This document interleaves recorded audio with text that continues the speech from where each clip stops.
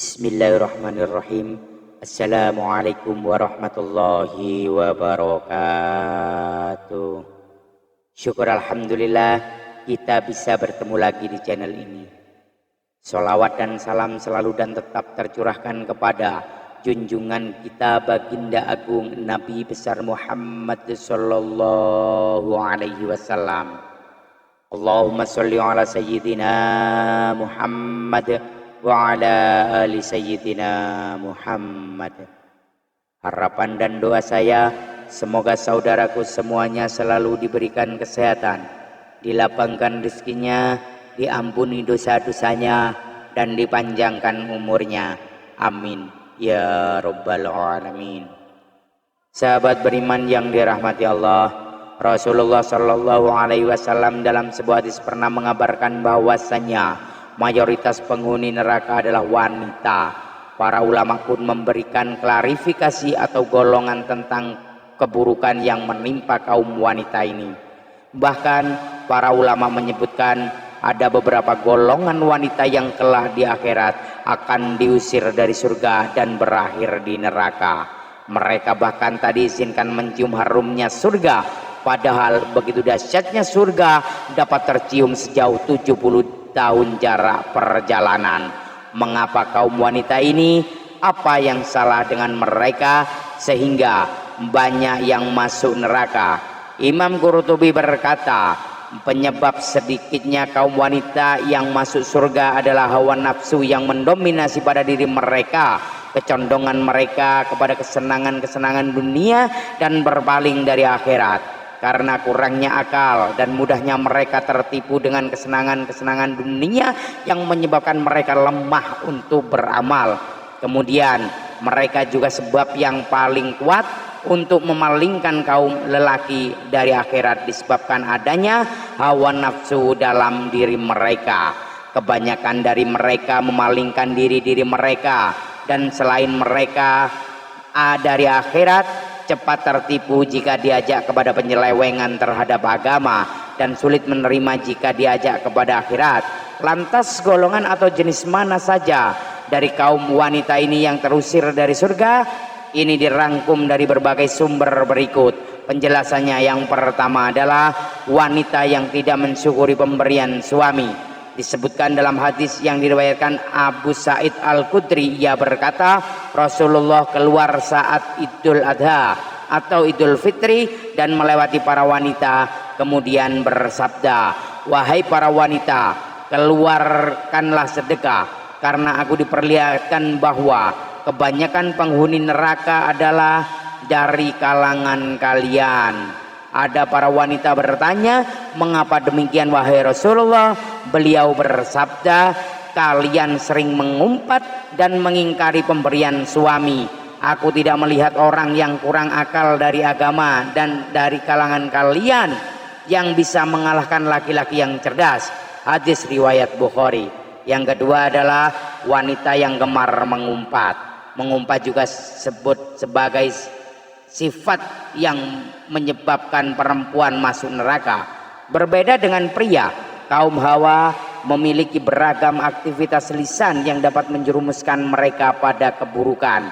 Selain mengumpat, sifat gemar mengadu domba juga sangat erat pada wanita meski ancamannya neraka. Dari Hudzaifah Rasulullah bersabda, tidak akan masuk surga orang yang suka adu domba. Hadis riwayat Al-Bukhari dan Muslim. Wanita yang notabene gemar mengobrol, berbincang, bergosip, seringkali terjatuh pada kata-kata yang menyinggung orang lain, lalu saling mengadu domba di antara mereka. Kedua penyakit lisan ini bukanlah dosa sederhana. Para wanita dapat diusir dari surga karenanya.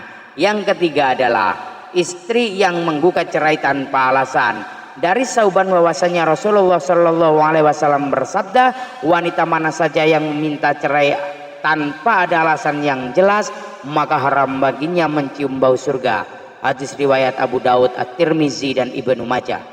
Saat sudah berumah tangga sangat mudah bagi perempuan untuk menginginkan perceraian, mengingat kondisi perempuan yang sangat perasa dan mementingkan hati ketimbang akalnya. Namun jika memahami hadis ini, maka seorang muslimah pastilah berhati-hati agar ucapannya tak mendahului perasaannya. Yang keempat adalah wanita yang berpakaian tipis dan ketat. 3 golongan perempuan berikutnya terangkum dalam sebuah hadis riwayat Abu Hurairah radhiyallahu an. Rasulullah Shallallahu Alaihi Wasallam bersabda, 2 golongan penghuni neraka yang belum pernah aku lihat. Pertama, suatu kaum yang membawa cambuk seperti ekor sapi, dengannya ia memukuli orang. Kedua, wanita yang berpakaian tetapi telanjang. Mereka berlenggak-lenggok dan condong dari ketaatan. Rambut mereka seperti unta yang miring. Mereka tidak masuk surga dan tidak akan mencium baunya. Padahal sesungguhnya bau surga itu tercium dari perjalanan sejauh ini. Hadis riwayat Muslim. Tentang hadis ini Imam An-Nawawi menjelaskan bahwa wanita yang berpakaian tapi telanjang memiliki beberapa tafsir, yaitu 1, wanita yang mendapat nikmat namun enggan bersyukur kepadanya. 2, wanita yang memakai pakaian tipis sehingga nampak warna kulitnya. 3, wanita yang menutup sebagian tubuhnya namun membuka bagian tubuh yang lain. Penjelasan yang kelima adalah wanita yang memakai wewangian dan berlenggak-lenggok. Dalam hadis sebelumnya juga disebutkan mereka wanita berlenggak-lenggok dan condong dari ketaatan. Yang keenam, wanita yang kepalanya seperti bunuh unta. Sebagaimana hadis sebelumnya, Rasulullah Shallallahu Alaihi Wasallam menyebutkan perempuan yang tak akan masuk surga bahkan tak diizinkan mencium harumnya ialah mereka yang rambutnya seperti bunuh unta. Maksudnya ialah, kata Imam An-Nawawi, perempuan tersebut memperbesar kepalanya dengan mengumpulkan rambut di atas kepalanya seperti memakai sorban. Naudzubillah. Bahkan sebagian muslimah berhijab saat ini juga melakukan gaya bunuh unta. Di balik jilbab di bagian belakang dan atas kepala mereka menonjol dan dampak seperti bunuh unta. Meski dibalut jilbab, tonjolan itu tetap nampak dan menyerupai ciri perempuan yang disebutkan dalam hadis Nabi. Yang ketujuh adalah wanita yang mengaku marga selain dari ayahnya.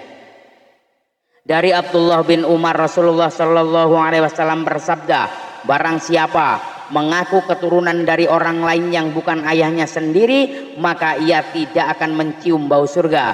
Padahal bau surga telah tercium pada jarak 70 tahun atau 70 tahun perjalanan. Hadis riwayat Ahmad.